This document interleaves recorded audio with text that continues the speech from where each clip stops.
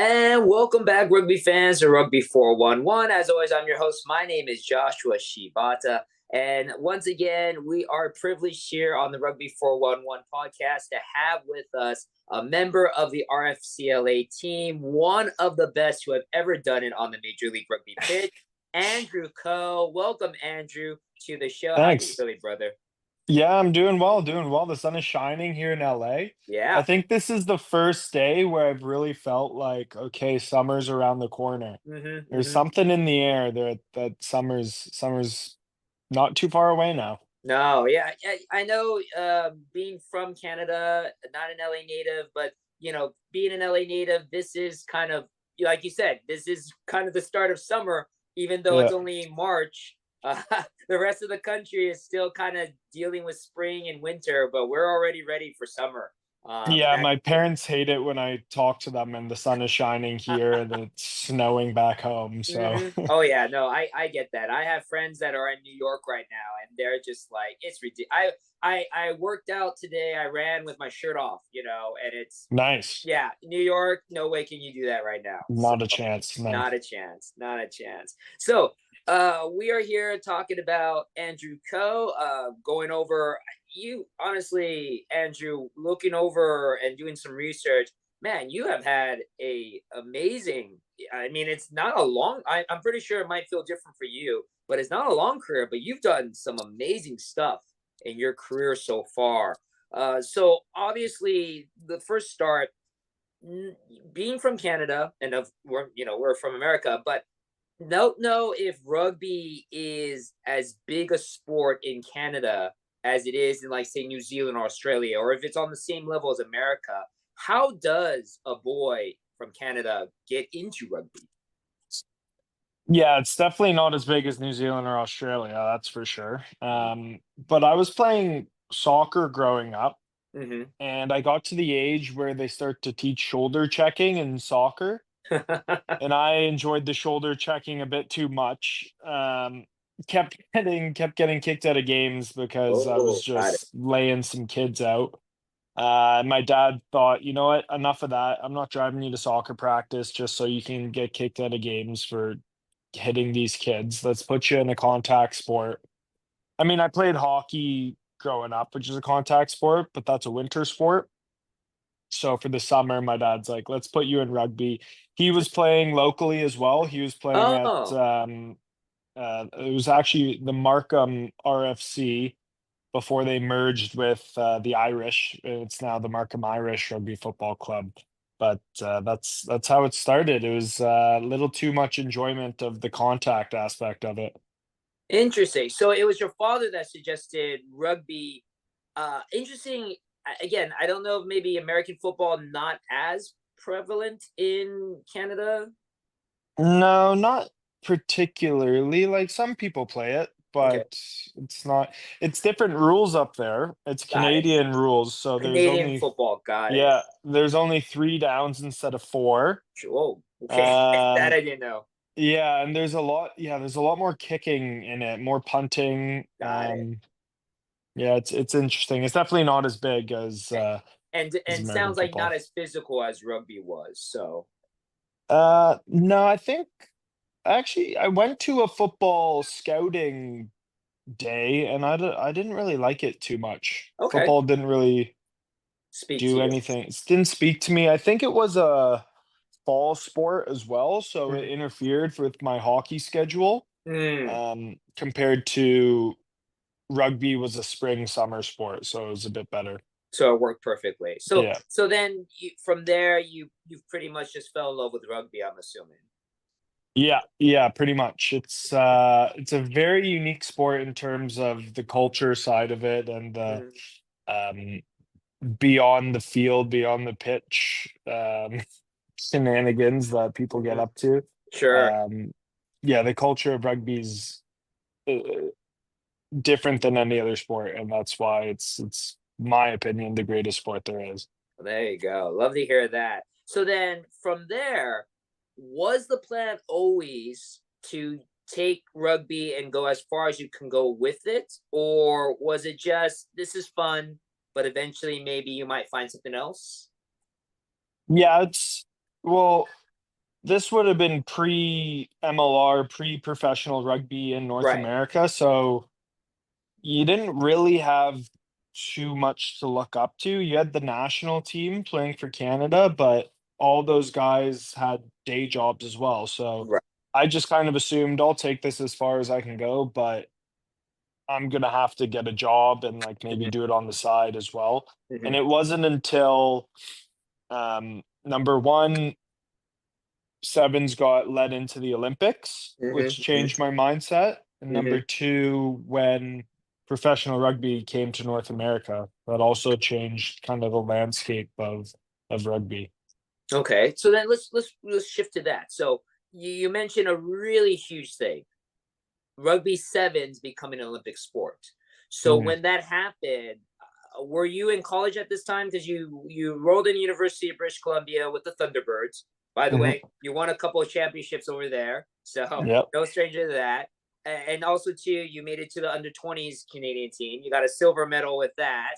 No stranger to yep. getting success there. So, but was that the point where you started really, like you said, really thinking, okay, now there's something I can do with this? Yeah, I mean, I kind of went through the pipeline that you're typically supposed to go through Okay. in Rugby Canada. So I did all the age grade provincial stuff growing up. And then once it gets to age grade national team, I was also doing the age grade national teams going up. So once I did the under 20s, it was kind of okay, what's next? Hmm. Um, I was still in high school at the time, and I got an offer to join the sevens team right out of high school. Mm. This would have been back in the Garrett John days. Hmm. Um, so I sat down with my parents, my dad, and I told him, "Hey, this is something I really want to do." And he was like, "No, you're going to school. You don't make money in rugby. Like Sure. rugby is you all you need to have another aspect to rugby. You can't just be this rugby guy." And fortunately enough, UBC is also one of the best rugby schools, but one of the best academic schools as well. So I kind of got the best of both worlds where I can go to a great school and continue to play rugby at a high level. Hmm. So I went through that pipeline. I did the university program, won a couple championships, had a great time at UBC, took down the Cal Bears a bunch. I know Seth Purdy and Christian Dyer Sure. might Sure. not like that one, but Cal alumni, Cal alumni, yeah. yeah. Um, yeah, then I actually had a great advisor at UBC, and I went in and said, "Listen, I want to get my degree done, but I want to get it done as quickly as possible so that I can move to Victoria and train full time with the sevens team because I Mm. really want to go to the Olympics." And bless his heart, Jamie Twos, great guy. He made my entire schedule and he goes, "Just follow this plan. We'll get you in and out of here in 3 years and you can join with the sevens team." So I Mm. ended up doing a 4 year degree in 3 years, got out of there, joined up with the sevens team and enjoyed that time as well. Yeah, and then you made it come true. You ended up doing the Mm, Olympics in Japan with Canada. So, how huge was it to represent your country in the Olympics? massive. I mean, growing up, like every kid, I'm just thinking about playing for my country or playing on the biggest stage, Hmm. hitting whether it's basketball, hitting the game-winning shot, or Hmm. hockey, you Hmm. score in overtime to win a Hmm. gold medal. Hmm. I'm always I have that at the back of my mind. I'm always, thinking about that when I'm messing around out there as a kid. So I always wanted to play for the national team. Um, and the goal was to get to the Olympics. That is the pinnacle of sport in the world. And yeah, it was a long and painful journey. Sure. But it was well worth it in the end. And I feel like the journey was more meaningful than just getting there. It was the people along the way, it was the sacrifices, it was all the tournaments leading up to it, the teammates. It's yeah, Mhm. it That's was a awesome. fun journey. Yeah. That's awesome. Now, obviously, you play with Major League Rugby, which is 15s, and obviously, you also were the Canadian national team as well. Was there a preference at that point with sevens or 15s, or was it just you wanted to do sevens because of the Olympics, but you still loved both sides? Yeah, I just like playing rugby. Oh, Rugby's there you go. awesome, Yeah. and I play my way. I don't really I see rugby in a particular lens, just as everyone does, and I just go out there and I enjoy playing a free flowing game of rugby. At the time when I was playing sevens, I really wanted to go to the Olympics. That was my major goal. Hmm. And to get there, I just felt like I needed to play as much as possible. And whenever I have chances to go play in a 15s tournament, I'll Hmm. go play 15s, sevens tournament, go play sevens. Club rugby, I'll go play rugby. If there's a touch tournament, I'll go out there, have some fun. The love of the game hasn't really faded too much for me. That's Um, awesome. yeah. Awesome. And so let's go back. So not only were you doing sevens and you made your Olympic, hopefully not just your first Olympics, but future Olympics to come, but you also made your debut with the Canadians 15s national team in 2017 against Georgia. How big was it also to finally make it to the national team? Because I'm sure that was also a big goal for you as well. 100%. It's like I mentioned, I did the entire pipeline, so I was Mm-hmm. kind of all right. Now the next thing to do, the end of the pipeline is that you're on the national team. But Mm-hmm. it's the landscape in Canada is it's a massive jump from under 20s Canada to, you know, club rugby in Canada. There's no professional to the Mm-hmm. national team. So you go from I see. you- I'm playing against other university level guys, and then it's straight to, well, now I'm playing top teams in the world, Right, right. right? So Grizzled veterans, people with so many caps under their belts, right? yeah, show up to camp, the 15s camp, and you have the likes of, DTH and Taylor Oh, Paris playing wing. sure, DTH. So I'm like, this is a bit out of depth, but they were great guys to have ahead of me going through that process, Mm-hmm. because they're some of the best wings Canada have ever seen. Sure. So just to be able to learn from them, it helped me massively along the way.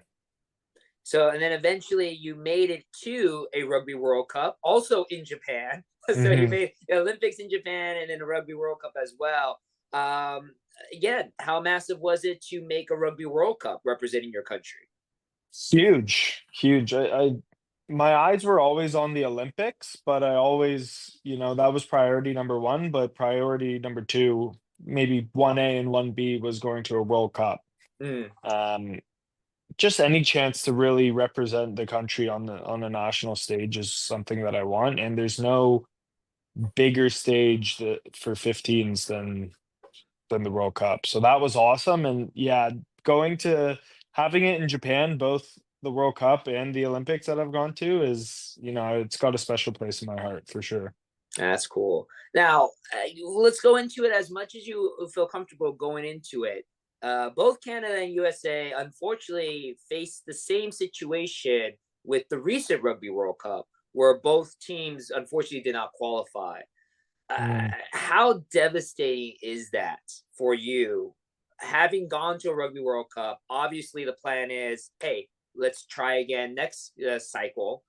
How devastating is it that you guys missed out on qualifying for something that usually is almost a thing for Canada?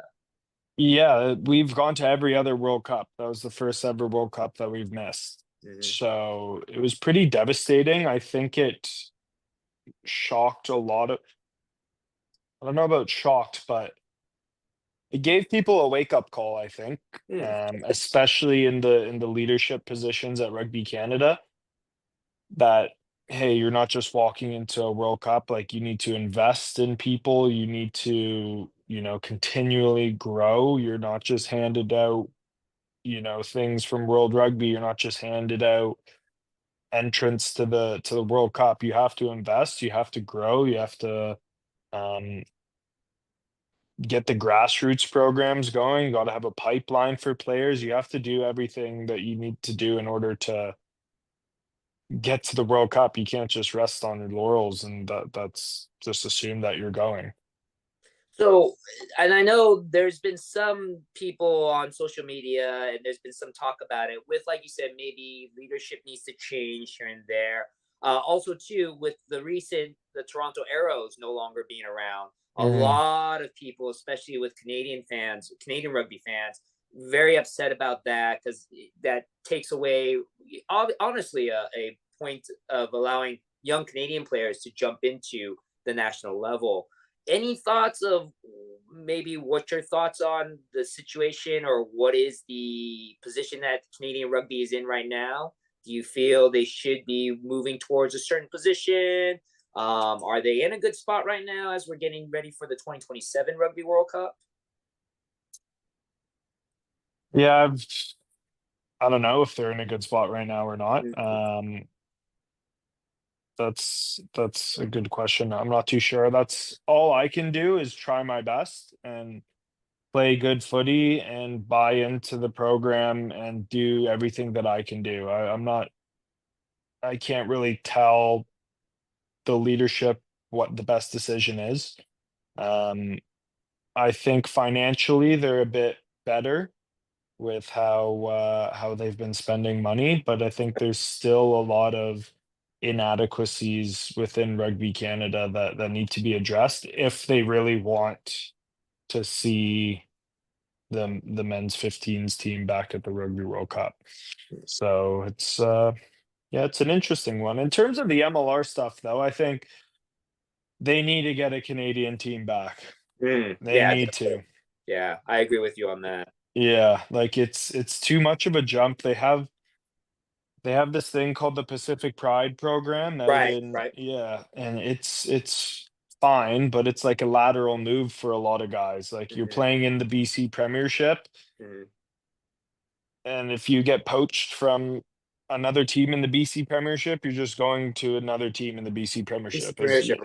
You're not Lateral. gaining anything else. Mhm. I'm not a huge fan of that program. I think that there's better ways to invest in youth, but I think you got to get an MLR team back, and you got to start investing in university rugby. Is Oh, okay. where I'm kind of at with things. That's how you build the pipeline. You get the universities going, and it has been growing slowly. But then what if you get at least one more MLR team? I'm hoping for two, a Toronto and a Vancouver team. Oh, interesting. Um, Okay. yeah, that would be huge for Canadian rugby fans. It'll Mhm. help grow the sport. Sure. Massively. I like that because logistically too, it makes sense because you have one in Vancouver, so more on the west, and then one with Toronto, so you spread everything apart quite well. So yeah, I like that. All right. Speaking of MLR, now let's move to you, Andrew. So you make your debut with Rugby New York, and coincidentally, again, no stranger to championships. You guys win an MLR Shield in your first year. What was your thinking? Like, were you thinking, hey, is it really this easy to just come in and win in the first year? What was the thoughts with that? Yeah, that's a tough one. I think, yeah, I came into that not really knowing what to expect. I was just, I was pretty down bad within the Rugby Canada program. It Mm, was mentally quite draining just with, uh, yeah, I was not a fan of where I saw it going. And interesting. um, I was happy to get out. I really wanted out, and I was happy to get out. And then I went to New York, and I have nothing but good things to say about that organization and how it was run, the people they brought in. It gave me a taste of what you need to do in order to have a successful organization. It Mm, has to be everybody pulling together. You need to know your role. And honestly, I think the biggest thing is getting the right people getting good people in and letting them succeed instead of, if you're deciding between, maybe shouldn't say this, but like just a bad bloke, but a good footy Sure. player, Hmm. or a good bloke and maybe not as good of a footy player, I'd go with the good bloke 10 times out of 10. And I think Got that's it. how you build build championship teams. If you look at what New England's doing, Hmm. you know, there's a lot of good blokes over there. Right. And they're building something really special with good people in mind. I'm a little biased because there's a lot of Canadians over there. Yeah, there are. So I do think they're all good blokes, but yeah, you got to get the good people in. People first. I like that. I like that. Yeah. So then now, it's interesting because you built up that you loved how New York was run, you loved how the organization was built, and they were very successful, obviously. But then all of a sudden gone. Mm. So I've spoken to, obviously you have some teammates like Jason Dom who was with another organization, Rugby Atlanta, that poof disappeared as well, and they were devastated. They didn't even know about them closing. What happened in this situation with you with New York? Did you guys know about this beforehand? Was it as shocking to you as it was to the ATL guys? Yeah, it was fairly shocking. I mean, it wasn't until early December, midway through December, that they go, yeah, we're done. We're donezo. Um, Were there any signs? Were there any, like, was there any thought in your head? oh yeah.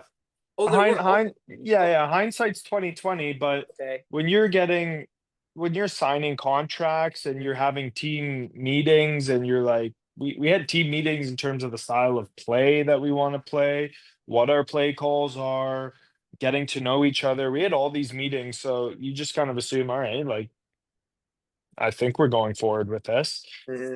And it wasn't until the last moment when, maybe the day before, I get a text from Sam Windsor saying, "Hey, just letting you know, things aren't looking too good. You might Hmm. want to get some things in order." And then Hmm. the next day we get a text from the owner saying, "Hey, it's sorry guys, like it's over, it's done." And then you're just scrambling to find a job. Um, but that's part of the MLR. This is a new league. Yep. Very It's true. there's going to be ups and downs. If there's a ton of teams that have come and gone in this league, Yep. Yep. Very true. um, it's kind of, you just got to deal with it and move on. And I think hopefully the league is learning a little bit to put some of the players first in a lot of regards. Hmm. Because we found out in early December Hmm. for a January start. Right. And I think the following year when Dallas folded, they're like, okay, we can't have that happen again. So let's bring it back Hmm. a couple of months to have the you needed. Things are going to not go right. There's going to be teams that are going to fold, but you got to make sure that all the processes are in place so that the players are well taken care of. Sure. Sure. Sure. So now, how did let's talk about you with LA. How did the situation present itself to you? By the way, when they announced you coming to LA, I was ecstatic because obviously I've been following MLR, been following you. So when they said, "Hey, Andrew Coe's coming to LA," I was like, "Awesome! That's awesome! I'm so happy about it. I'm so happy about it." So how did that opportunity come to you? Yeah, it was interesting. Like I said, it was early December, and I pretty much had 3 weeks to try and find a job. Hmm. And uh, fortunately, I had a couple of offers, and it was a matter of kind of figuring out where I wanted to be. And Mark Carney and Steve Brett reached out, and they wanted to sign me, and I was deciding between a few teams, and I just thought, you know what? LA as a place is unbelievable. It's a place I would like to live. Yeah. It's it's on the West Coast. Vancouver's kind of home for me now. Hmm. So that's easy. I also enjoyed the challenge of here's a new franchise. Hmm. You get a chance to build it from the ground up. You get to have a chance to say in the culture, how it's run, how you play. You get to have more say in building a new team than say going into an older team that already has established their culture and everything. So that excited me quite a bit. And yeah, I just decided to take a chance and let's do it. Let's run this LA team. Because at the time, no, I don't know if you remember, there were rumors that we were moving to LA, but there wasn't a logo. There wasn't Hmm. like no one's heard anything about Right, going to, right. they just say the LA rugby and there's been no Nothing. more Yep, information. nothing. Yes, yes. So I'm calling them going like, is this thing gonna actually happen? Because I just came out of a situation that they Sure, folded. Like, I don't sure. want to get into another one. But sure Yes. enough, it all came into fruition and it all worked out well. So I'm very happy with the decision I've made, and I feel like I've been contributing to building this thing, and it's somewhere I see myself getting some roots in and hopefully do a job and be a part of this thing. Yeah, I mean, you've already set the mark. It's a really cool trivia question for RFCLA fans. Who scored the very first try in RFCLA history? And that is one Mr. Andrew Coe. So I Mm, feel you've already set your mark already with our franchise. So with mm, that being said, year one, obviously, we've had some growing pains. But mm. again, like we've talked about, the boys and I, you guys, that you literally, just like with your story, is this even happening? You literally were gathered together with weeks before the season started. So very little prep time. But besides that, what was your assessment of year number one for RFCLA? Yeah, I think growing pains is a good way to do it. It's a bit frustrating because you just had to keep on. We had a good team. We had a good team last year. Hmm. It just felt like nothing really came together. Hmm. It just it was a pretty frustrating year as a whole, looking back on it. But fun, very memorable. Made a lot of friends that will be with me for a while. Made a lot of memories. Um, but yeah, we made a lot of changes in the off season as well. A lot of So changes. yeah, so it showed me this is professional rugby. It's Hmm. kind of a wake up call that, in New York, I came into the team, we did well, we retained a lot of guys, and then the following year made playoffs. We didn't do too well in playoffs, but we had a solid team. Hmm. Um, and they retained most of the team. And then last year it was we didn't do well. Hmm. We're on the losing end of things, so you got to make changes in order to do better. Right. Um, yeah, what's the quote of insanity? Doing the same thing over and over Over and over again, again, expecting different expecting results. Yep. exactly. Yep. So Yep. to be expected, a lot of changes were made, and I feel like we're in a pretty good place at the moment. Yeah, I mean, let's talk about the last game just recently. Seattle coming Mm, into LA. Seattle, granted, not looking so great either, but man, that was a physical, very aggressive game, and LA came out on top. And of course, you yeah. scored a try to contribute to that. Rory scored. I mean, everyone's scoring tries, but it was a great game, and I felt also too the atmosphere of that game was great. Fans came out. It was a lot of fun. Uh, Yeah. Now, I mean, granted, we're not too far into the season, but have you noticed a different? I mean, there's probably a difference, right, with how the team is feeling now compared to what it was last season. You said frustration. I'm sure starting 0-3, there probably was some frustration too. Maybe a little bit of like deja vu popping up again. But what is the mindset now in this year for RFCLA, year two, compared to year one? Yeah, I think we're starting to get the vision of how we want to play as a team. Um, we want to be playing a fast, expansive, fun style of rugby.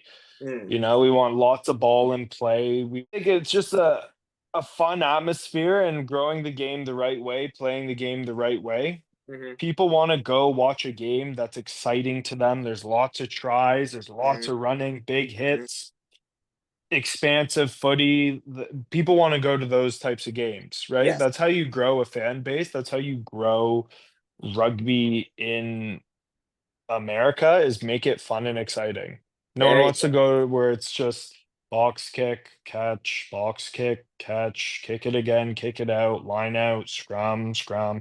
Like Mhm. so many stoppages, stoppages, stoppages. That's not rugby, that's football, right? Football Yeah. has Oh, all these amen. stoppages. Amen. Amen. So we're all bought in for doing that. It's hopefully the league's bought in to making that kind of the identity of MLR as well. Got it. That's awesome. So now let's talk about the next game. New Orleans, going over there. As you mentioned, you're going to be hopping on a plane tomorrow morning, heading over to the Big Easy. Uh, NOLA, actually, same record as you guys. So Mm, similar spots, I feel, where this is a game you guys got to win. The season is young, but you can't let too many games slip before we start thinking about the playoffs. So I feel mm, both teams desperate for a win. mhm. What is your early assessment, or if you don't mind revealing a little bit of what your guys' strategy maybe is? What is the mindset on how to approach NOLA?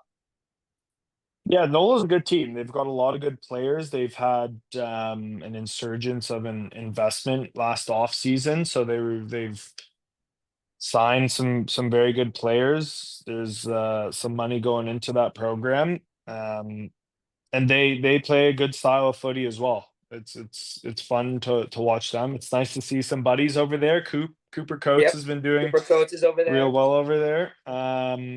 But yeah, just you talked about playing desperate, and I think that's how you win games Mm. in this league and beyond. Like you need to play desperate, that you're desperate for a win, whether you're 1-3 like us or whether you're 4-0 or 0-4. You have to play desperate if you want to win rugby games. So yeah, it'll be an exciting one on the weekend down in the swamp.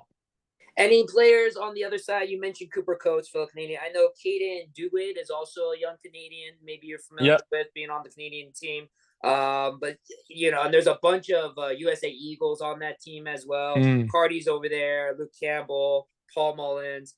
Anyone in NOLA in particular you're ready to see on the opposite side of the pitch? It's got to be Ed Feet out. Ah, I had Jay, Ed, I had some Jay. good. I love that guy. He's a good buddy of mine. Back in New York, we played together. We were There on you the go. That's wings right. together. That's right. You guys are New Um, Yorkers.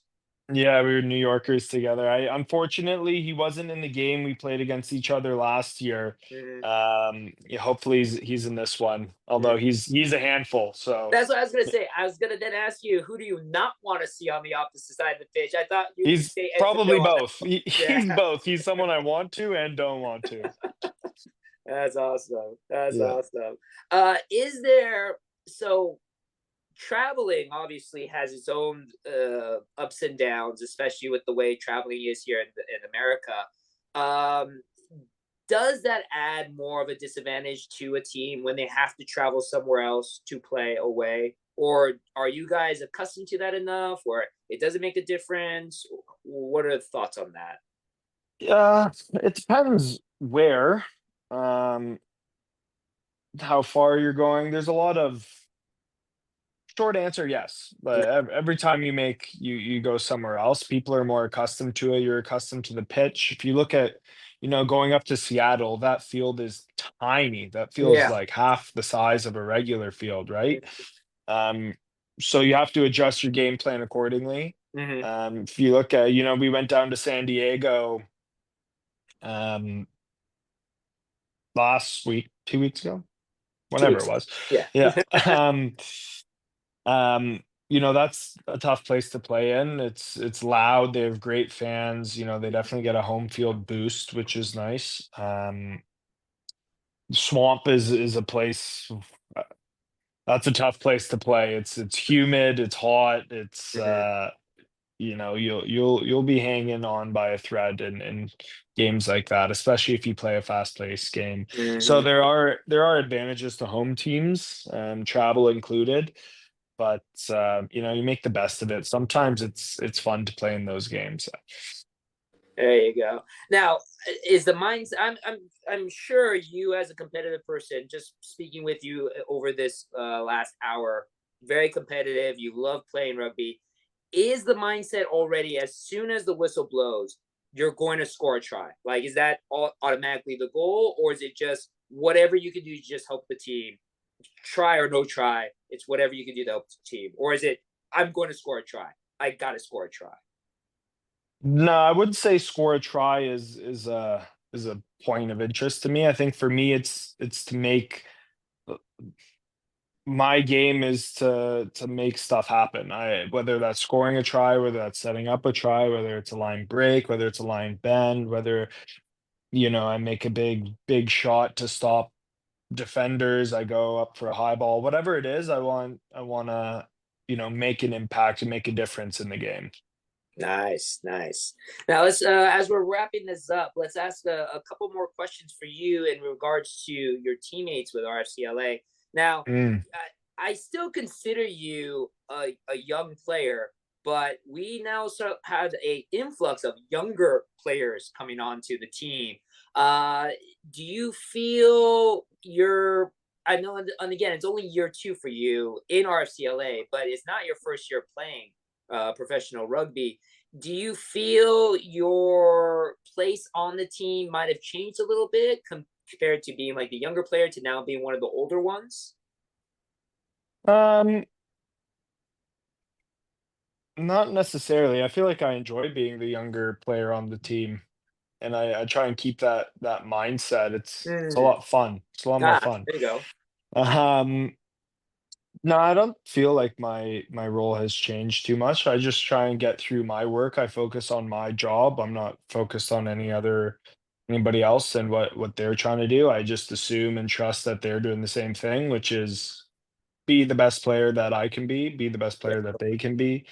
Um, And if everybody does that, if there's, 35 odd guys on a team, if everyone's doing that and trying to be the best player that they can be, it usually adds up to a good program.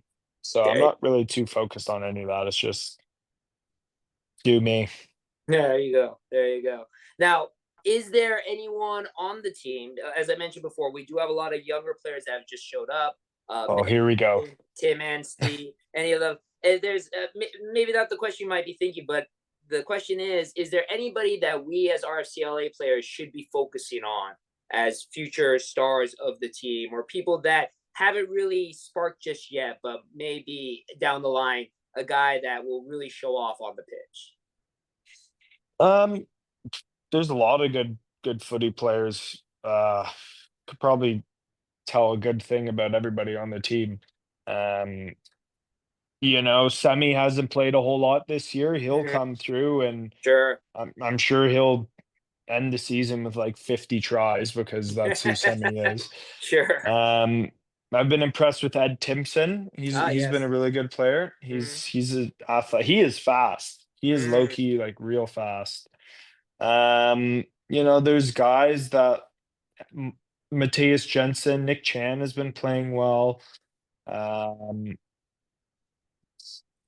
Yeah, there's a ton. Seth Purdy, Jack Shaw, two young Canadian guys that I feel like will be here for quite a while and Mm-hmm. do some damage for quite a long time. Yeah, there's honestly take your pick and there's good across the board on our team. Yeah, there's a lot of great talent. I'm really Yeah. loving the changes that management's made with the team. I think the team has a Mm, lot of great potential with all the new additions, and of course, everybody that stayed, like you, like Semi, like Jason Dom, mm. Heaton, another great Canadian, really talented Yeah, as well. Oh, all time. it seems he like might have taken a head knock or so on one of the last few games. Yeah, he had a head knock, so he's just taking care of that. Got it. So now a little bit more on the fun side, you mentioned that you've had some really great memories with your rugby, especially the culture of rugby, where you Mm. guys do have a little bit of a fun side with each other. Any great stories you want to talk about? Any pranks or any kind of jokes that happen that kind of stick out? And you could go as far as you want. Anything you want to share? Road on the life on the road for a rugby player. Um, Maybe nothing that I can share. Save that for offline. I'm But sure. it's just enjoying like going on the road is awesome. Just seeing the guys every day is awesome. You know, the bus rides I enjoy, just the daily training environment. You know, you have the mini teams, the challenges that you do, the fun we get behind around there. The coffees, everyone's going out, grabbing a coffee, having a whinge about something. Mm-hmm. And then the beers, obviously, when you go out and you know, have a good win or a good performance, and you go out, have a couple beers to celebrate is also fun. It's just, yeah, it's a culture that can't be beat. Yeah, I agree with you. I agree that I've never played rugby, but just learning about that, where two teams can go at it as hard as you guys go at it on the pitch, and then it's pretty customary afterwards. You guys go and have a drink at the local bar, or just Yeah. you got right there on the pitch. You guys are talking to each other, having fun. Like you've never you didn't realize you guys were practically almost killing each other, just like over drinking. Yeah, yeah, It exactly. that's a I feel that's something that American sports does not really have, or Yeah, it's very foreign to American players, that kind of culture. So I'm yeah. really think that does shine with rugby quite a bit. Uh, Speaking back to travel for your team, is there any players in RFCLA that you like traveling with? Like if you had to be roommates with, if you're assigned roommates, is there any teammate that you're going, yes, I hope I'm with him, or anybody that's Uh, there's Tell you what, I don't want to room with a forward. They're usually snoring and smelly. So ah, yeah, any of the backs I'll take. I'll take got any it. of the backs. So the forwards are the ones that you would rather not travel with. Yeah. Especially if you're caught between guys on an airplane. If you're in the Oh, middle seat, between two forwards. yeah, yeah. No Yeah, good. I'm not too familiar with Cronin Gleason because he just joined the team, but he's a unit. Yeah. So You so I wouldn't wanna be beside him on an airplane. Yeah, so I was gonna say, I don't know how you'd be able to sit between Cronin Gleason and say somebody else. Like that would be impossible. You know, Mhm. he takes up two Exactly. seats. And then last couple of questions. Going back to national rugby, obviously, as I mentioned before, USA and Canada both are trying to get themselves back into the 2027 Rugby World Cup. We do have a Mhm. competition that's going to be happening later in the year, the Pacific Nation Series, where there is qualification potential in that series.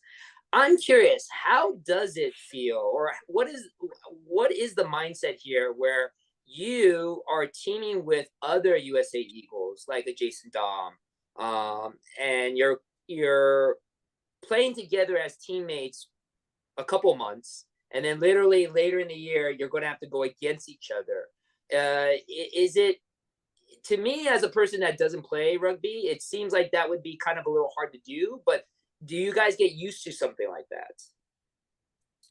Yeah, I'd say you do. I think that's kind of my favorite thing in the MLR is I get to play against teammates. Like, Oh, playing against New okay. England is so much fun to me because, you know, we played them first week of the season and I get Mm-hmm. cleaned out by Cole Keith and he's at the Oh. bottom of a ruck and he just Mm-hmm. goes, "Hey, buddy, how's it going?" I'm like, "Hey, yeah, I'm pretty good, dude." You know, like you just see those guys, you joke with them on the field. I like getting into them, have some fun with them. It's unique, but it's a rugby thing. We're focused and locked in for the game, and then we're not buddies during that time. But Mm-hmm. still work to try and beat them. It's more satisfying if you're beating a friend, right? So, There you go. hopefully in the PNCs I can beat a couple friends and then yeah, that'll be good. There you go. So then my final question to you, is there any players, and I'm assuming you're going to pick all friends, that you do really want to see on the other side of the pitch? Not play with, but play against. Um, like honestly, anybody, any of the Canadian guys, it's always fun. It's especially fun against like Lucas Rumble and trying to get Ah, under his skin. sure, sure. Andrew Quattrin trying to get under his Mm, skin is fun. Yeah, the guys I grew Benny Lesage, mm, Foster DeWitt. sure, The guys that I know pretty well, it's always fun to play against because yeah, you just it means a bit more and you can the things to say that'll rub them the sure. wrong That gets way. them. And That gets yeah, under it's his skin. like But then, yeah, you're but playing then against your again, brother. It's good. but then again, a couple months later, then you're gonna have to go. Hey, what's up, buddy? Yeah, let's get ready to play against USA, right? Yeah, yeah. But we're close enough that it's fine. It works out. Yeah, that's the unique thing I think about rugby, where it's Yeah, one day you guys are teammates or your opponents, next day you're the opposite. I guess exactly. Yeah. how it is. All right. As we're wrapping up, last thing. So again, the purpose of this channel is to grow the game of rugby, not necessarily just the United States, but in places like even Canada or North America where rugby isn't a dominant sport. Mm. As a rugby player, what would you say if you had to explain to somebody why they should get into rugby? I mean, you've made a lot of great comments about it, and the passion you have for rugby is very apparent. But if somebody came to you and said, "Hey, what's the big deal about this rugby thing?" Would you say to them? I'd say it's the camaraderie. It's the friends that you make. It's meant for a wide array of people. You can be tall, you can be small, you can be fast, you can be slow, whatever it is, as long as your own, you're doing one thing really well, you can get by, right?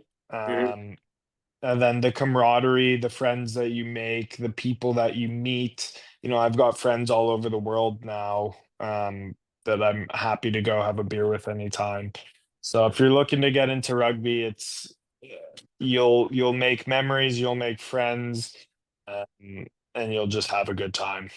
That's awesome. That's awesome. That's a great way to finish it. So, all right. Well, Andrew, again, thank you very much for your time. I so do appreciate the conversation we had. Obviously, we could talk way more than the 1 hour that we have. We'll probably do it at a later time. Maybe we'll talk again when we start heading towards the Pacific Nations tournament. Yeah, Obviously, again, yeah, that sounds good. lots on the line for both of our countries. Hopefully, we can both make it to the Rugby World Cup at the end. Before we go, your social media, if you want to put out, how do people get in contact with you or at least follow you on social media? Yeah, if you want to follow me, it's Andrew Coe is my Instagram. I'm not a TikToker, not a tweeter, so it's mostly just Instagram. There you go, and I'll put that down on the bottom when we edit this out. But again, Andrew, I do so totally appreciate your time. I know you got to get ready for a trip to NOLA for tomorrow. Obviously, as an RFCLA fan, I'm hoping for a really big win for us against NOLA Gold. I really feel we got a great shot with that. You guys are looking great. Hopefully, we can continue the momentum with the Seattle win Yeah, as we get over there. for sure. For But sure. again, Yeah. Andrew, thank you very much for your time. And I appreciate all the fans that are watching this podcast. Thank you very much for checking us out. And we'll see you on the pitch.